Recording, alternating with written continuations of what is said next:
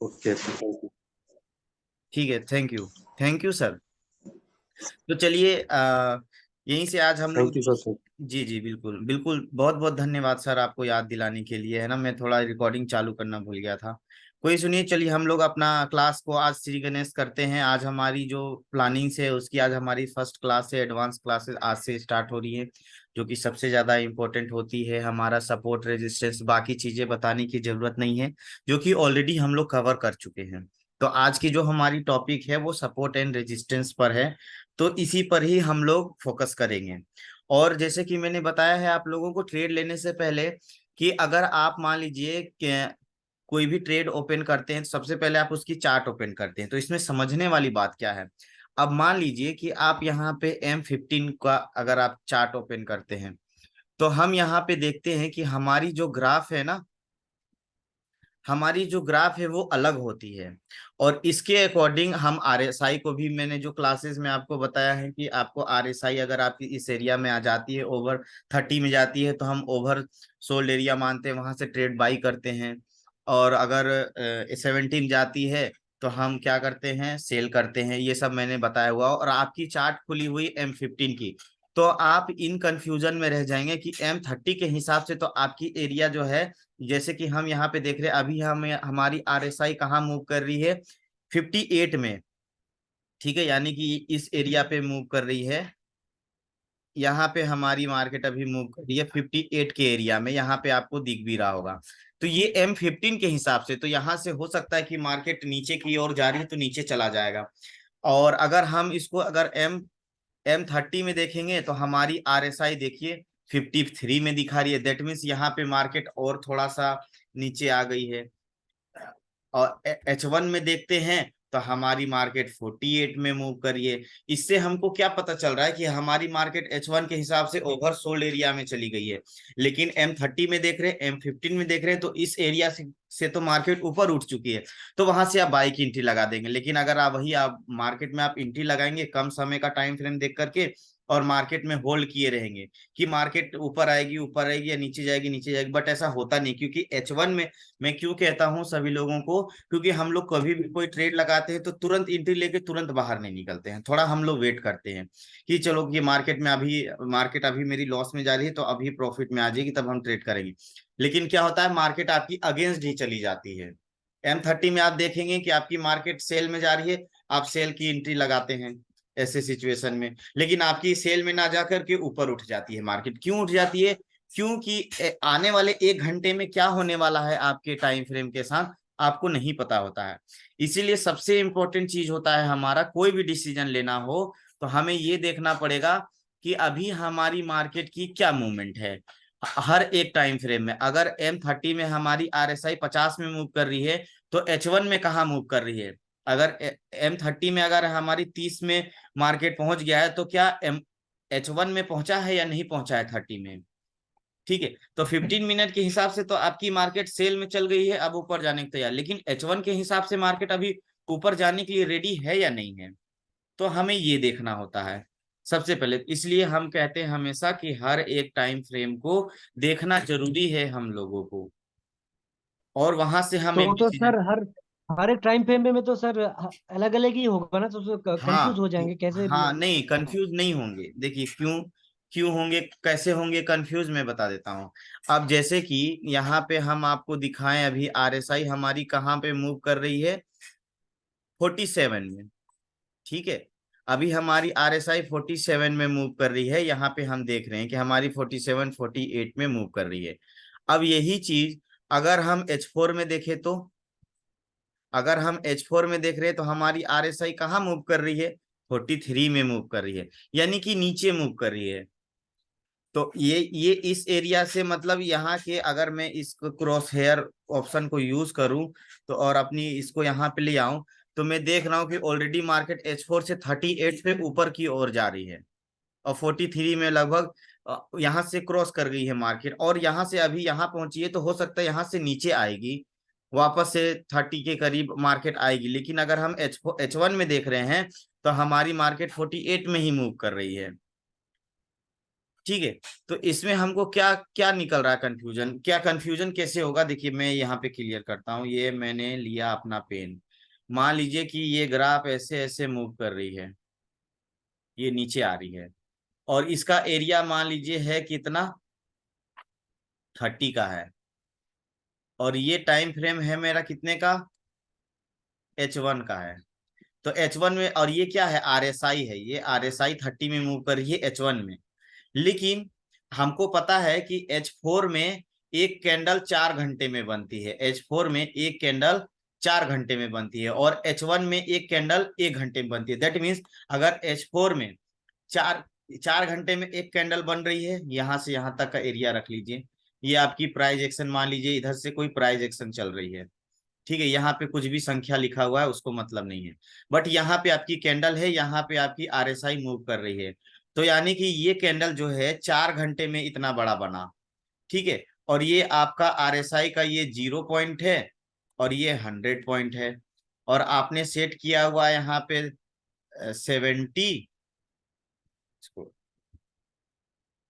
1 minute, यहाँ पे आपने सिलेक्ट किया हुआ है 70, और यहाँ पे सिलेक्ट किया हुआ है 30, फॉर एग्जाम्पल, आप समझते जाइएगा इसको। H4 में आपकी एक कैंडल बनी यहाँ से यहाँ तक, और फॉर एग्जाम्पल ये डाउन में जा रही है, ठीक है, और इसकी इसकी जो मूवमेंट है वो अभी 50 में है, ठीक है, और 50 में है, और ये कैंडल सेल की बन रही है। अब वही चीज H1 में देखेंगे तो यहाँ से यहाँ तक 1 घंटा, यहाँ से यहाँ तक 2 घंटा, यहाँ से यहाँ तक 3 घंटा, फिर यहाँ से यहाँ तक 4 घंटा, तो ये 4 घंटे में एक कैंडल बनी। अब वही अगर हम H1 की टाइम फ्रेम में देख रहे हैं, तो हमारी मार्केट अगर मान लीजिए यहाँ 50 में मूव कर रही है ना, तो RSI में जो हमारी मार्केट होगी, तो वो कहाँ पे होगी, 40 में होगी।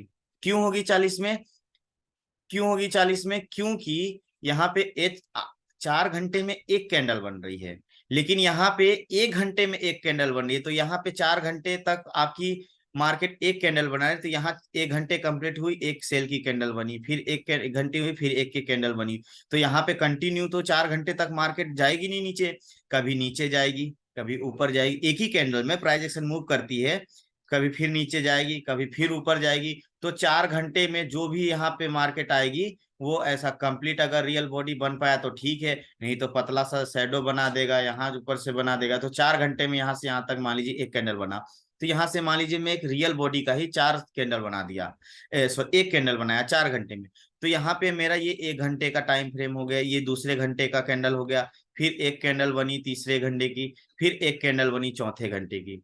बट इस बीच में तो मार्केट ऊपर नीचे भी किया होगा, तो कभी यहाँ पे ऐसा बन गया होगा, कभी यहाँ पे ऐसा। ये सब बनने का रीजन क्या होता है, ये आपकी शैडो बनने का रीजन क्या होता है, बायर सेलर्स दोनों मार्केट को कंप्लीट वो कांटेक्ट में रखना चाहते हैं ना, एक दूसरे के साथ फाइट करते हैं कि मैं अपनी साइड पूरी कैंडल रियल बॉडी का मतलब क्या समझते हैं, स्ट्रॉन्ग सेलर या बायर का यहाँ पे ज्यादा वो योगदान रहा। शैडो का मतलब हम क्या समझते हैं, यहाँ पे अगर ये सेल की कैंडल बनी है और इसकी रियल बॉडी अधिक बड़ी है, दैट मीन्स यहाँ पे बायर वीक थे और यहाँ पे सेलर ज्यादा एक्टिव थे। इसी तरीके से यहाँ पे देखिए, रियल बॉडी छोटी बनी है, शैडो ज्यादा बनी, दैट मीन्स यहाँ पे बायर एक्टिव इसको ऊपर ले जाने की कोशिश कर रहे थे, बट ले जा नहीं पाए। तो सेम ऐसे कैटेगरी में टाइम फ्रेम में हमारा कैंडल इसीलिए चेंज होता है। क्या करते हैं हम लोग, 4 घंटे की टाइम फ्रेम देखते हैं तो वहां पे 4 घंटे में एक कैंडल बन रहा था, तो आपकी जो RSI है उस लेवल तक नहीं पहुंच पाती है। लेकिन अगर हम 1 घंटे की टाइम फ्रेम देखते हैं और अगर H4 में सेल में जा रही है, तो यहाँ पे भी सेल में ही कैंडल बनेगी, 4 कैंडल बनेगी। एग्जाम्पल के तौर पे चलिए हम अभी इस चीज को क्लियर करते हैं कैसे हो रहा है ये। अभी आप देखिए, ये एक कैंडल है, ठीक है, ये मैंने टाइम फ्रेम खोला हुआ है कितने का, H1 का, और यहाँ पे ये एक मेरी कैंडल ऑलरेडी बन रही है, बाई की कैंडल बन रही है, सेल की नहीं बन रही। अगर हम इसको M30 में ले जाएं, ठीक है, अगर हम इसको M30 में ले जाएं, तो यानी कि यहाँ पे 2 कैंडल बन रही होगी। तो देखिए यहाँ पे एक कैंडल बनी 1 बजे, और यहाँ पे दूसरी कैंडल बन रही है 1:30 बजे, यानी कि ये 2 कैंडल, यानी कि दोनों बाई में ही जा रही है। मार्केट अभी ऊपर नीचे रन कर रही है, तो यहाँ पे 30 मिनट में जितना ये कैंडल कंप्लीट हो पाया हो गया। 30 मिनट के बाद जैसे 31वां मिनट चालू हुआ, अब ये मार्केट अगर वहां पे H1 में कंटिन्यू अगर ये बाई में जाएगी, ये ट्रेड अगर कंटिन्यू बाई में जाएगी, ये प्राइस एक्शन लाइन, तो यहाँ पे भी आपकी एक बाई की कैंडल जनरेट हो जाएगी। ठीक है, तो अब जैसे 1 घंटा कंप्लीट होगा, अब जो भी यहाँ पे फॉर्मेशन हो पाएगा, नीचे और जा रहा था 30 मिनट तक तो नीचे कैंडल बन जाएगी, और ऊपर जा रहा होगा तो नीचे ऊपर एक कैंडल बन जाएगी। तो इस तरीके से H4 में भी होता है, यहाँ पे बाई में जा रही है तो वहां पे भी H1 में एक बाई की कैंडल बनेगी। ठीक है, बट यहाँ पे कंटिन्यू ऊपर जाते जाएगा तो 1 घंटे में बाई कैंडल, दूसरे घंटे, इस तरीके से टाइमिंग चेंज हो जाती है हमारी, इसमें चेंज हो जाती है। तो हम देख रहे हैं कि H1 में अगर मेरा मार्केट 30 में है तो H4 में कहाँ है, तो आप देखेंगे हमेशा मार्केट उसके ऊपर ही दिखाई देगी, नीचे नहीं दिखाई देगी। H1 में 30 में होगी तो H4 में हो सकता है कि 40 में हो, 35 में हो, ठीक है, 35 में हो, 32 में हो, ऐसे रहेगी। 30 के नीचे नहीं रहेगी, ऊपर ही रहेगी H4 में, और H1 में नीचे होगी। आप एग्जाम्पल के तौर पे देखिए, यहाँ पे 47 में है H1 में, आप 30 में देखिए, यहां से ऑलरेडी क्रॉस करके जा चुकी है मार्केट, यानी कि अगर H4 में देखिए, बड़े टाइम फ्रेम में देखिए, आपको ज्यादा क्लियर हो जाएगा। ये देखिए, यहाँ पे देखिए, जैसा मैंने बताया अभी, यहाँ पे क्लियर हो जाएगा। ये देखिए, यहाँ 43 में मार्केट आपकी मूव कर रही है, और H1 में कितना में मूव कर रहा है, 48 में। तो यानी कि आप तो सोच रहे हैं कि यहाँ पे बाई में जा रही है मार्केट, बाई में जा रही है। छोटे टाइम फ्रेम में भी ऐसा होता है, देखिए यहाँ पे समझिए, ये यहाँ पे मैंने ऐसे क्लियर किया, तो मैं देख रहा हूँ कि मेरी RSI M1 में 46 में मूव कर रही है। ठीक है, M1 में 46, अरे ये मूव क्यों कर रहा है कंटिन्यू यार। अब हम देख रहे हैं कि M5 में देखता हूँ, 1 मिनट, ये देखिए, यहाँ पे हम देख रहे हैं अभी हमारी मार्केट M5 में कितना में RSI पहुंच गई, 29 में। अब इसको देख के आप कर देंगे बाई, अरे ओवरसोल्ड जोन पहुंच गया है। लेकिन वही अगर हम M15 में देखें तो ये तो अभी उस एरिया में आई ही नहीं है। दैट मीन्स ये धोखा होता है। यहाँ पे M5 में मतलब हम क्या करते हैं, छोटे टाइम फ्रेम में मार्केट से एंट्री लेकर के बाहर जाने की कोशिश करते हैं, इसलिए हम लोग यहाँ पे गड़बड़ कर देते हैं। इसीलिए मैं कहता हूँ हर बार एक टाइम फ्रेम को जरूर चेक करिए। यहाँ पे चेक कर रहे हैं, इसका अलग बता रहा है, यहाँ पे 57 बता रहा है। तो हमेशा हर एक टाइम फ्रेम को देखिए, और आपको एक टाइमिंग डिसाइड करना पड़ेगा कि आप कितने समय में मार्केट से पैसा बना के बाहर जाना चाहते हैं। आधे घंटे में तो आप आधे घंटे का देखिए, 1 घंटे में 1 घंटे का देखिए, बट कंफर्म होने के लिए, एंट्री लेने के लिए एक बार जरूर टाइम फ्रेम देखिए। अगर आप M30 में बाई की सिग्नल जनरेट हो गई है, H1 में देखिए क्या वहां से और मार्केट नीचे जाने की चांसेस है क्या। अगर 1-2 पॉइंट का ऊपर नीचे डिफरेंसेस आता है तो कोई इशू नहीं है, आप वहां से एंट्री ले सकते हैं, क्योंकि वहां से आपकी मार्केट ऊपर चली। बट अगर ऐसे नॉर्मल होगा तो वहां पे रुकेंगे, हम वेट करेंगे, रुकना है हमको। आपने ओवरबाउट एरिया में, ये परफेक्ट एंट्री का मैं बात कर रहा हूँ, ओवर सोल्ड में जाने का या ओवर बाउट में जाने का, परफेक्ट एंट्री की बात कर रहा हूँ। ये हो गई हमारी मार्केट में एंट्री लेने की बात। टाइम फ्रेम देखना देखना है हमें सबसे पहले, ट्रेड लेने से पहले। RSI को इसलिए मैं बीच में ले आया, इसलिए आप लोगों को एग्जांपल दे रहा हूँ क्योंकि आप लोग ये क्लासेस कर चुके हैं, लेकिन मैं RSI का क्लासेस फिर भी करवाऊंगा आपको। बट ये मैं आपको एग्जाम्पल दे रहा था कि इस एरिया को अगर आप RSI नहीं देखते हैं मत देखिए, लेकिन हर एक टाइम फ्रेम को जरूर देखिए। RSI को भूल जाइए कि RSI का हम पॉइंट देख रहे हैं वो यहाँ क्योंकि अभी आप समझ लीजिए कि आप कुछ नहीं जानते। बस आप इतना सीखिए कि ट्रेड लेने से पहले हर एक टाइम फ्रेम को देखेंगे कि उसकी ट्रेंड क्या बन रही है। H1 में देखेंगे तो हमारी टाइम फ्रेम अगर सेल की बन रही है, M4 में M15 में देख रहे हैं तो हमारी कैंडल बाई की बन रही है, तो हम उसके अकॉर्डिंग अपनी स्ट्रेटेजी बनाएंगे, उसके अकॉर्डिंग हम अपना सपोर्ट रेजिस्टेंस बनाएंगे। इतना समझ लीजिए, टाइम फ्रेम, हर एक टाइम फ्रेम देखना है। और आपकी अगर हर एक टाइम फ्रेम को सपोर्ट रेजिस्टेंस ब्रेक करते जा रही है तो आप बड़ा से बड़ा ग्राफ देखें, बड़ा से बड़ा ग्राफ देखें। अभी जैसे कि हम यहाँ पे देख पा रहे हैं, ये एरिया जो है, यहाँ पे हमारी मार्केट कब आई थी, 24 तारीख 5वां महीना 2023 को, 1985 में। ये कितना छोटा टाइम फ्रेम खोला हुआ है, लेकिन लग रहा है कितना हाई है, लेकिन ये 1985 का है मार्केट। और अभी हमारा कितना है, 1962 का मार्केट, यानी कि यहाँ पे तो लग रहा है मार्केट सेल में जा रही है, लेकिन वही अगर हम H1 में इसको खोल दें तो 1985 कितना ऊंचा है, यहीं पे है ना। और यहाँ से भी यहाँ तक मार्केट आया, लेकिन वहां पे ह्यूज डिफरेंसेस आ जा रही हैं। तो ऐसे सिचुएशन में हमें क्या करना होता है, हर एक टाइम फ्रेम को हमें इसीलिए चेक करना होता है कि हम पहले हर एक टाइम फ्रेम को चेक करेंगे, कि इसके अकॉर्डिंग हमारी क्या सिचुएशन हो सकती है, नहीं हो सकती है। ठीक है। अब हम बात करेंगे सपोर्ट एंड रेजिस्टेंस की। अगर आपको ये सारी इंडिकेटर्स को मैं पहले डिलीट कर देता हूं ताकि आपको किसी प्रकार की कोई कंफ्यूजन ना आए। ये सब इंडिकेटर को मैं कर देता हूं डिलीट।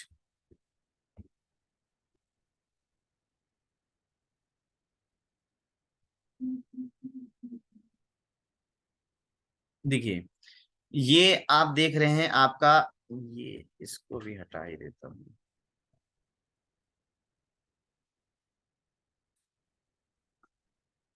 वेट।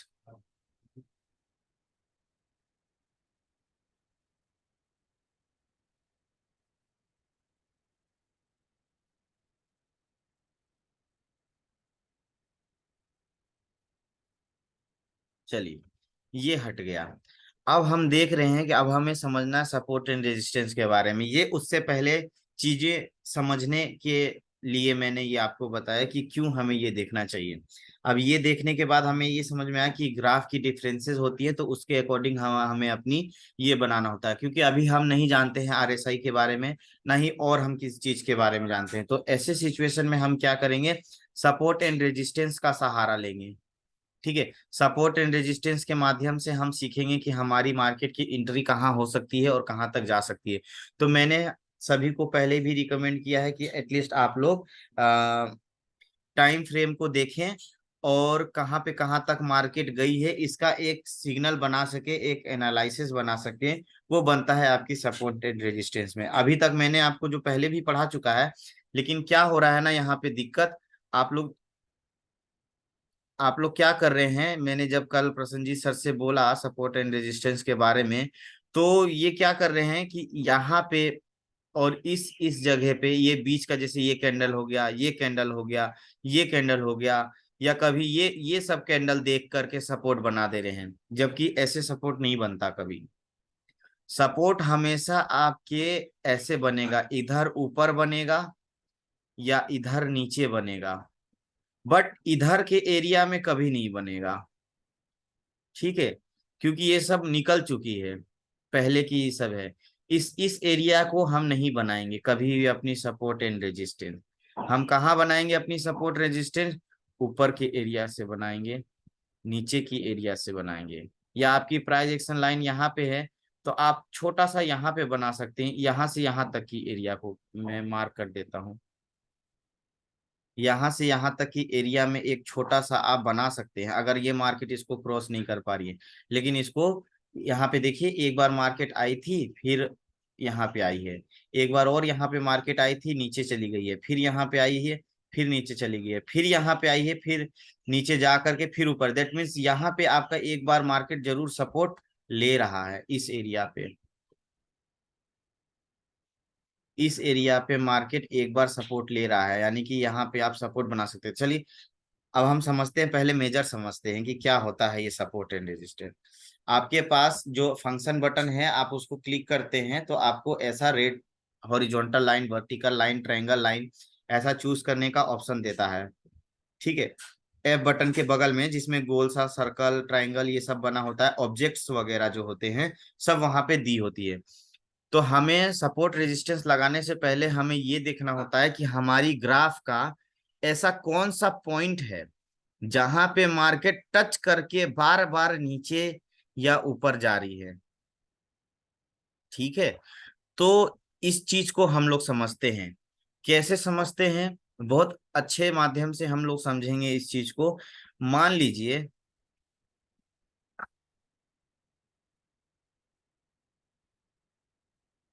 मान लीजिए ये एक पेड़ है, ये एक पेड़ है, ट्री है, इसमें एक टहनी है, इसका डाल है, यहाँ पे आपने लगाया हुआ है झूला। ठीक है। तो इसमें आप बैठे हुए हैं, इसको पकड़ के आप इसमें बैठे हुए हैं। अब ये क्या कर रहा है, ये झूला को झूला रहे हैं जब, तो एक बार इस एरिया तक जा रहा है पीछे साइड, और एक बार इस एरिया में जा रहा है आगे साइड। या दैट मीन्स आपकी मार्केट आगे पीछे, आगे पीछे मूव कर रही है। और लेकिन ये आपका रेस्ट्रिक्शन एरिया है, इससे आप आगे पीछे नहीं जा पा रहे हैं। ठीक है, क्योंकि आपको प्रेशर ही इतना मिल रहा है कि आप यहीं तक ऊपर जा पा रहे हैं, यहीं तक नीचे जा पा रहे हैं, यहीं तक आगे जा पा रहे हैं, यहीं तक पीछे जा पा रहे हैं। तो मार्केट में बायर्स भी यही कर रहे हैं, जहां तक वो प्रेशर लगा पा रहे हैं, पैसे की इन्वेस्टमेंट कर पा रहे हैं बाई में सेल में, तो मार्केट एक रेंज बनाती है। जैसे इस झूले का एक रेंज बन गया ना यहाँ से यहाँ तक, वैसे मार्केट की एक रेंज है। हम देख रहे हैं कि नोटिफाई करने की कोशिश कर रहे हैं, आइडेंटिफाई करने की कोशिश कर रहे हैं मार्केट को। तो हम देख रहे हैं एक ये पॉइंट ऊपर वाला, देखिएगा थोड़ा टेढ़ा हो गया लाइन, एक ये पॉइंट, ठीक है, इसके सामने देखे तो इस एरिया में मार्केट जाने की कोशिश किया, ये कैंडल, ये भी जाने का कैंडल कोशिश किया, ये भी लगभग जाने का कोशिश किया, ये भी जाने का कोशिश किया, और ये भी जाने का कोशिश किया। तो इस तरीके से हमको देखने में आ रहा है कि ये एरिया, मुझे समझ में आ रहा है कि यहाँ तक मार्केट ऊपर जाके या नीचे आ रही है। क्योंकि आप करंट डे में ट्रेड करते हैं, आप 1 घंटे की टाइम फ्रेम को देख रहे हैं, तो इससे हमको ये पता चल रहा है कि ये 1 1 घंटे का मेरा एक कैंडल बना हुआ, तो यहाँ से यहाँ तक जो भी हो 25 30 50 घंटे पहले का हमारा मार्केट, हम हिस्ट्री देख रहे हैं। ये कैंडल क्या बता रहा है हमें? हिस्ट्री बता रहा है ना 50 घंटे का। तो 50 घंटे में हम देख रहे हैं कि मेरी मार्केट इस पोजीशन को बार बार टच करके आ रही है, बार बार इस पोजीशन को मेरी मार्केट टच करके आ रही है। ठीक है, तो हम क्या करते हैं, यहाँ पे एक लाइन ड्रॉ कर देते हैं, ताकि हमको पता चले कि हमारी मार्केट किस एरिया को बार बार टच कर रही है। तो मैंने क्या किया, अपने MT4 से एक ऑप्शन यूज करके एक ऐसा एरिया सेट कर दिया। इस जगह पे मान लीजिए मैंने एरिया एक सेट कर दिया। ठीक है, यहाँ से ऊपर गई है लेकिन फिर मार्केट नीचे आ गई है, यहाँ पे भी ऊपर गई थी थोड़ा देर के लिए, लेकिन फिर नीचे आ गई थी, आपको इस एरिया को ज्यादा क्रॉस नहीं कर पाई। ठीक है, चलिए अगर आप इसको नहीं करते हैं तो आप इसी को यहाँ पे कर दीजिए। इस एरिया में अगर आप कर देते हैं, मेजर सपोर्ट बना दे, इसको मेजर रेजिस्टेंस अगर बना देते हैं। मेजर रेजिस्टेंस और सपोर्ट का सबसे पहला पॉइंट समझने का ये है कि हमारी जो प्राइस एक्शन लाइन है, इसके ऊपर हमेशा हमारा क्या बनेगा, रेजिस्टेंस बनेगा।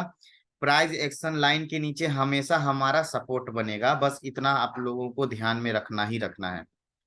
इसके बीच में, इसके इस लाइन के नीचे ही, ये ऊपर ही सपोर्ट रेजिस्टेंस नहीं बनेगा, हमेशा प्राइस एक्शन लाइन के ऊपर रेजिस्टेंस, प्राइस एक्शन लाइन के नीचे सपोर्ट। तो हम देख रहे हैं कि बार बार हमारी मार्केट क्या कर रही है, इस पोजीशन पे जा रही है, फिर नीचे आ रही है, फिर ऊपर जा रही है, तो एक बार ब्रेक करने की कोशिश कर रही है बट नहीं कर पा रही है, फिर इस पोजीशन में गई है, फिर मार्केट नीचे आई है। तो ऐसे सिचुएशन है, ये हमारा major support, major resistance market बना रही है। अगर आपको माइनर बनाना है कि मैक्सिमम किस नंबर ऑफ पोजीशन पे मार्केट हमारी ट्रेड टच करके जा रही है, तो आप यहाँ पे देख सकते हैं इस पोजीशन में, इस पोजीशन में आपकी मार्केट ना बार बार ऊपर नीचे की है, बार बार ऊपर नीचे की है। तो हम इसको बना देंगे अपना हाईएस्ट मेजर सपोर्ट, ये बना देंगे मेजर रेजिस्टेंस। इस अगर आप इसको नहीं भी बनाते हैं, कोई दिक्कत नहीं है, कोई दिक्कत नहीं, ये आपने बना दिया है मिनिमम, अपना हाईएस्ट रेजिस्टेंस बना दिया है। अगर इस एरिया को मार्केट नहीं जा पा रही है, कोई बात नहीं, क्योंकि अगर हम देख रहे हैं ये हिस्ट्री कितने देर पहले की है, ये कब की कैंडल है, 24 तारीख की, कल शाम 3 बजे की है ना। और कल, आज 24 तारीख, तो आई थिंक आज ही है, आज 25 है, ये कल की 3 बजे की कैंडल है। ठीक है, तो इस तरीके से ये देख रहा हूँ, ये 4 बजे की है, ये 5 बजे की है, ये 6 बजे की है, ये 7 बजे की, यहाँ टाइमिंग आपको दिखाई दे रही होगी, इस वाले पोजीशन में देखिए। फिर यहाँ पे ये 7 बजे है, ये 8 बजे है। तो इस तरीके से हम देख रहे हैं कि पिछले 24 घंटे में हमारी मार्केट इतना हाईएस्ट लगाई थी।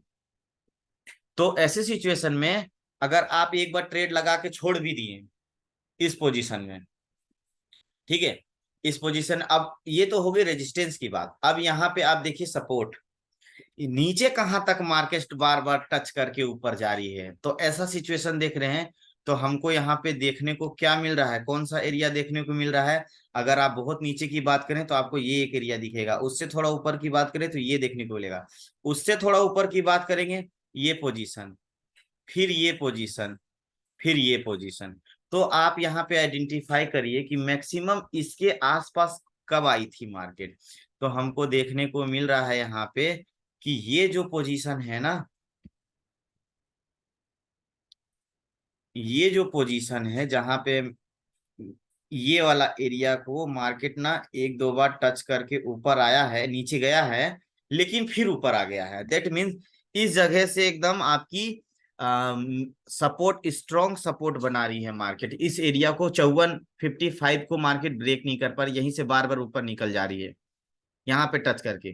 तो इस तरीके से आपका लग गया सपोर्ट एंड रेजिस्टेंस। अब आपको इससे एक एरिया पता चल गया कि आपकी मार्केट पिछले 24 घंटे में इसी एरिया में मूव कर रही है।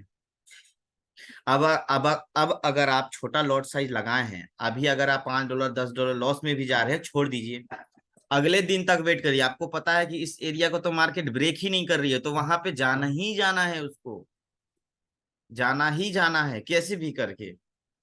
बट अगर बहुत सारा ट्रेड लगा देंगे, बहुत सारा लॉट साइज बड़ा बड़ा लगा देंगे, तो आपके पास तो हिम्मत रहेगा नहीं कि मैं एक दिन तक इस ट्रेड को क्लोज कर पाऊं। एक भी ट्रेड क्लोज आपका लॉस में क्लोज नहीं होगा अगर आप छोटा लॉट के साइज के साथ, जब तक आप सीख रहे हैं, जब तक आप सीख रहे हैं छोटे लॉट के साइज, छोटे लॉट साइज के साथ ट्रेड लगाइए। अगर एक दिन उस दिन आपकी लॉस में भी चल जाएगी तो उस जगह पे आनी है मार्केट को, चाहे वो न्यूज लेके आएगा, चाहे ट्रेडर्स खुद लेकर आएंगे, बट वो जाएगा जरूर।